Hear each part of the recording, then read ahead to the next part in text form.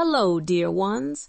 My name is Eleanor Hawthorne, but everyone's called me Ellie since I was a little girl running barefoot through the fields of rural Kansas back in 1916. Yes, you heard that right, 1916. I turned 110 last month, and let me tell you, reaching this age isn't just about luck or good genes. It's about the choices you make, the paths you wander down, and the lessons you pick up along the way, even when they sting like a bee. I've seen the world change in ways you young folks take for granted.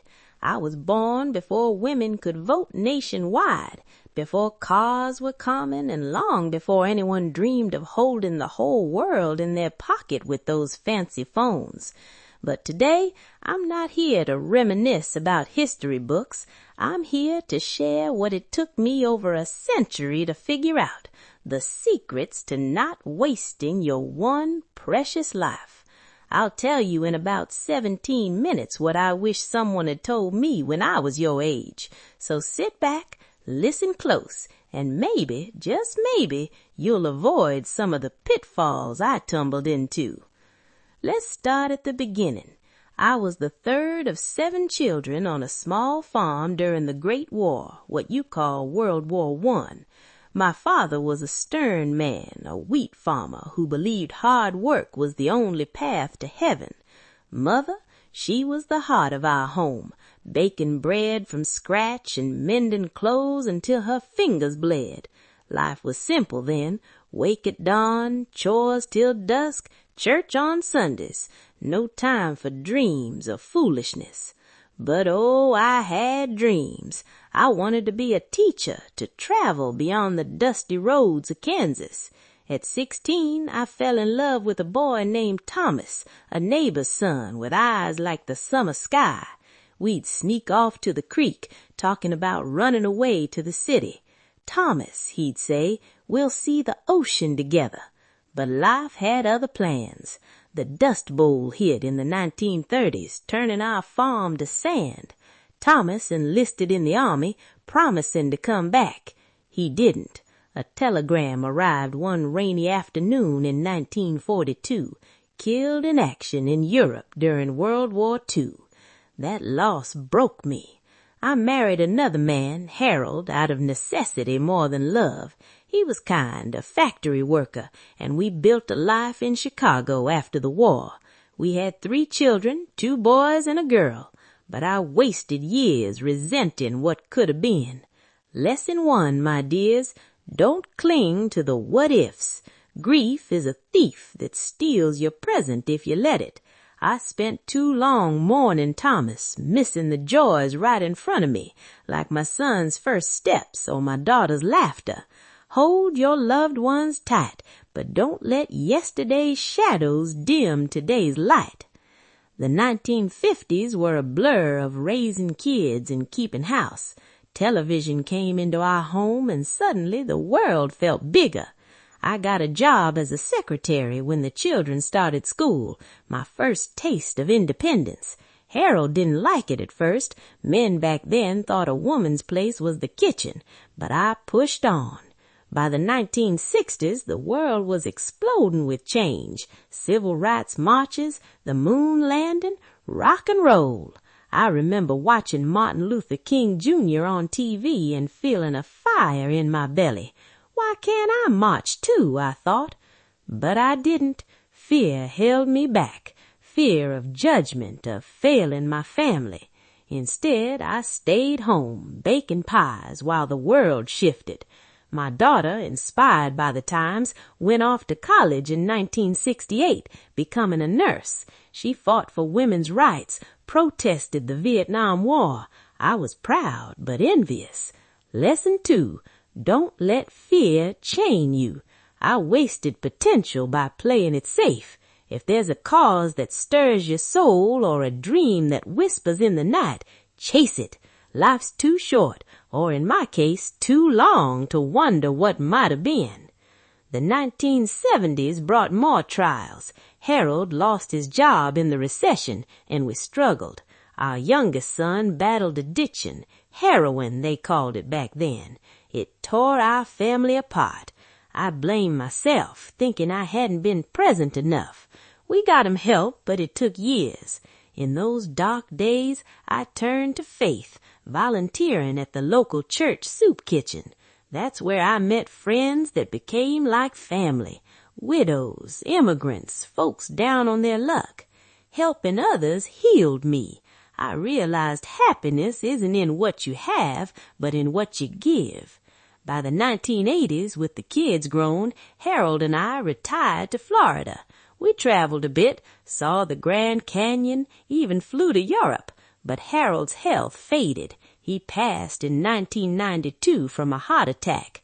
Alone at 76, I could have withered. Instead, I reinvented myself. I took classes at the community center, painting, dancing, even learned to use a computer when they became common in the 90s. The turn of the millennium was magical. Y2K fears came and went, and suddenly the internet connected us all. My grandchildren taught me email, and I reconnected with old friends.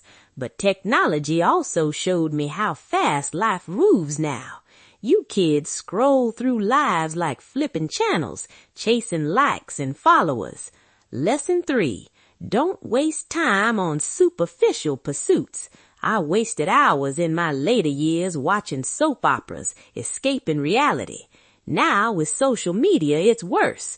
Build real connections. Hug your friends. Call your parents. Make memories that don't vanish with a swipe. The 2000s tested me again. 9/11 shook the world. I lost a nephew in the towers. Then the financial crash in 2008 wiped out my savings. At 92, I moved in with my daughter. Humbling? Yes, but it taught me resilience.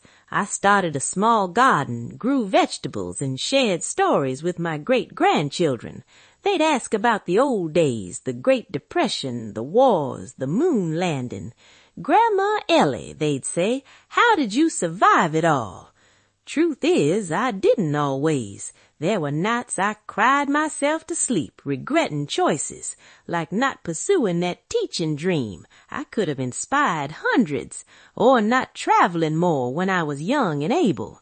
In 2010, at 94, I finally visited the ocean Thomas and I dreamed about. Standing on that beach in California, waves crashing, I felt peace, but regret lingered for waiting so long. The 2010s brought health scares, a hip replacement, arthritis that made every step a battle. The pandemic in 2020 locked us down. I turned 104 in isolation. Zoom calls with family kept me going, but I saw how loneliness kills the spirit. Many friends passed, reminding me life is fragile. Now in my 110th year, with the world buzzing about AI and electric cars, I look back and see patterns. Lesson 4, prioritize health and relationships over wealth. I chased stability, working jobs I hated, saving every penny. But money can't buy back time. Eat well, move your body, laugh often, and nurture bonds. Forgive quickly, love deeply. I wasted years holding grudges against siblings over petty arguments. Now they're gone, and those words unsaid haunt me. Lesson 5. Embrace change, don't resist it. From horse-drawn wagons to self-driving cars, the world evolves. I resisted computers at first, thinking they were for the young, but learning them opened doors, online classes, virtual travels. Don't fear the new, it keeps you alive. Lesson 6. Find purpose in every season. In my 20s, it was family. In my 50s, work. In my 80s, volunteering. Now it's sharing wisdom like this. Without purpose, days blur into emptiness. I wasted a decade after Harold's death feeling aimless. Ask yourself, what lights your fire? Pursue it relentlessly. Finally, lesson 7, the big one. Don't waste your life chasing perfection. It doesn't exist. I strived for the perfect home, perfect kids, perfect me. It left me exhausted. Embrace imperfections. They make you human. Love yourself as you are, flaws and all. And remember, time is your most valuable currency. Spend it wisely on joy, growth, kindness.